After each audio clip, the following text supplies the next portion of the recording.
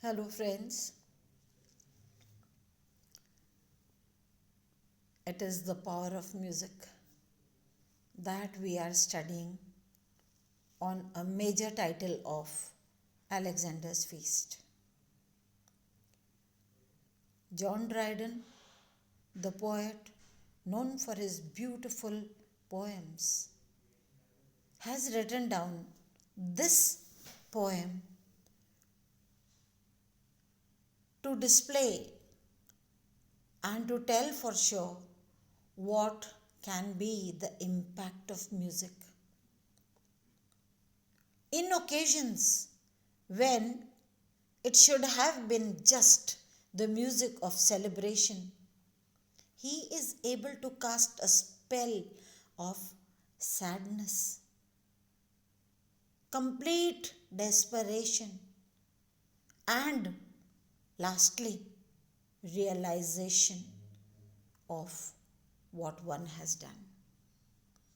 The feast of victory turns out to be an occasion of sorrow, an occasion of a realization that will bring Alexander, the King of Kings, Alexander the Great,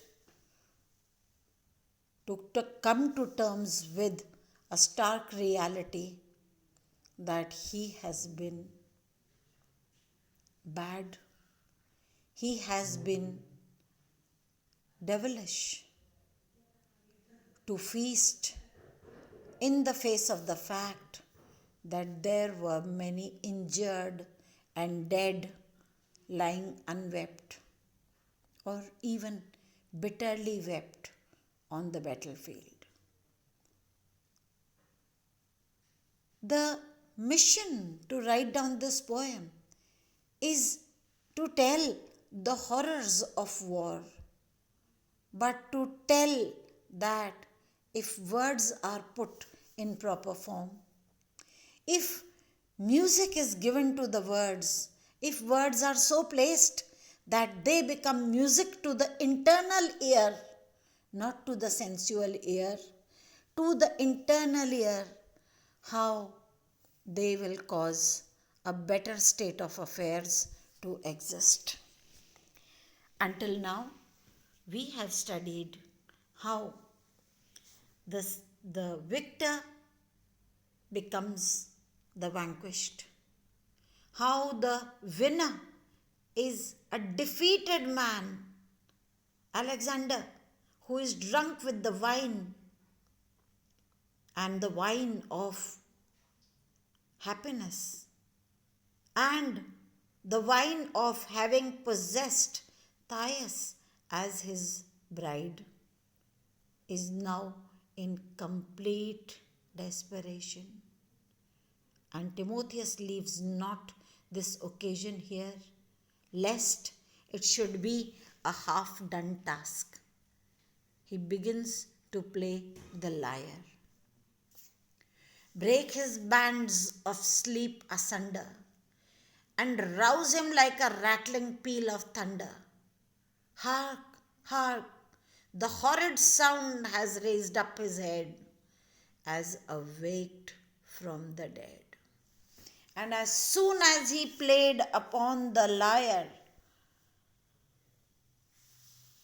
the, the people who were sleeping, who were, I should say that the hearts had gone off to sleep, the ones who had suspended sensitivity of any kind, they were all raised as though a rattling peal of thunder. Peal is a very loud sound.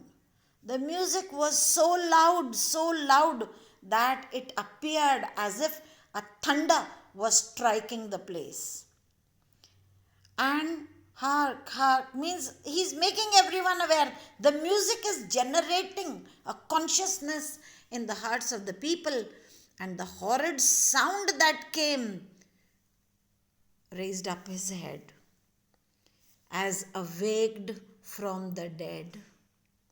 And amazed, he stares around.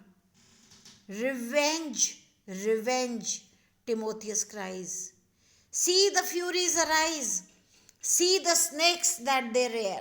So now he has transported Alexander to the battlefield where, because in the previous lines, some stanzas earlier, Alexander was in a frenzy and he could see himself in the battlefield and killing the already killed people.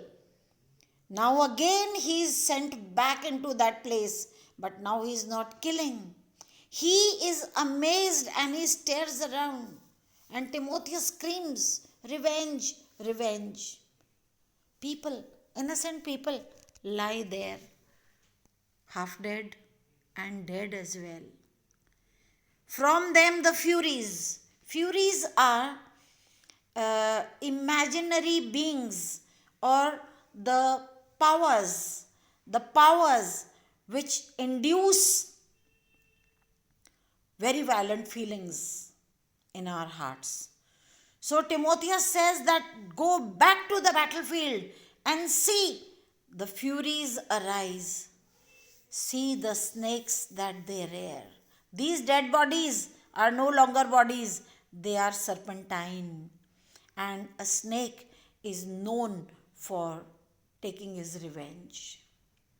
When a creature cannot stand on his feet and is writhing in agony, writhing means moving without feet, moving with the body and struggling with the body to raise oneself up. So that time the shape of the body becomes like snake. And he says, see these snakes, the snakes that they rear, how they hiss in their hair. And the hair of the dead people, as they were being blown by the winds, the wicked winds of the battlefield, the hairs that were lifted as though they were snakes hissing in their hair. And the sparkles that flash from their eyes. So when people die in pain, generally they die with their eyes lying open. The ones that pass away in peace always have they pass away with closed eyes. Because these people, they passed away in pain, they died in pain, in anxiety. So the eyes were still now sending flashes and sparkles. Behold a ghastly band, each a torch in his hand. And the people who have now come to identify their dead, he says that they are the ghastly band. Band is the word used for a troop that goes on a negative mission, chiefly on a negative mission. So the people have come there, they have gathered there to take away their dead, each a torch in his hand. People they carry a torch to identify their people, because dead bodies were so piled and so distorted that it became difficult to identify them, and it was night as well. So to identify their own people, they had come with torches in their hands. Those are Grecian ghosts. Those are Grecian ghosts that in battle were slain and unburied remain. Inglorious on the plain, give the vengeance due to the valiant crew. This is very important part of the speech delivered by Timotheus.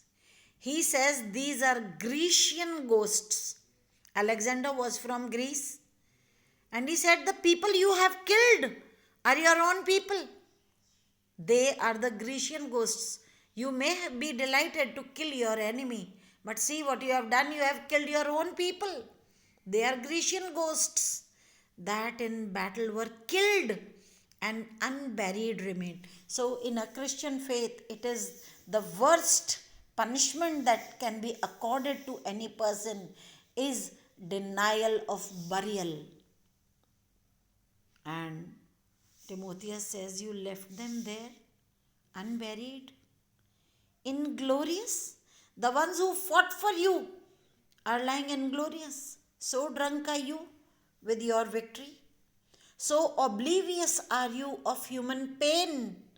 They lie there inglorious.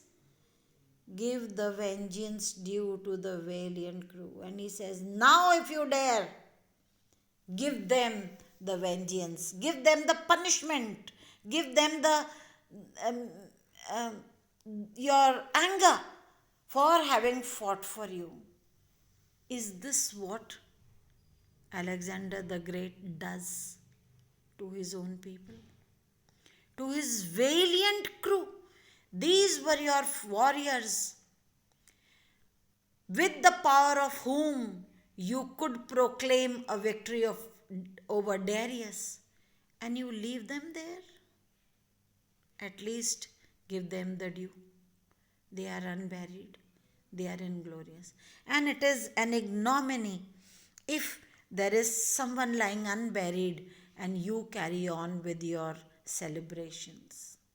We all know that when someone passes away, we hush all our activities to pay regards to the ones who have left the world forever. And Timotheus is exciting. With his very loud music played on the lyre, he is evoking in the heart of Alexander the victor a sense of complete defeat. He could be a victor on the terms that he defeated an enemy, but he is a defeated man also because he has left his own people on the battlefield. Think it over.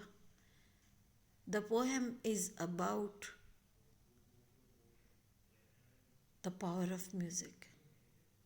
The subtitle is actually the operative theme in this poem.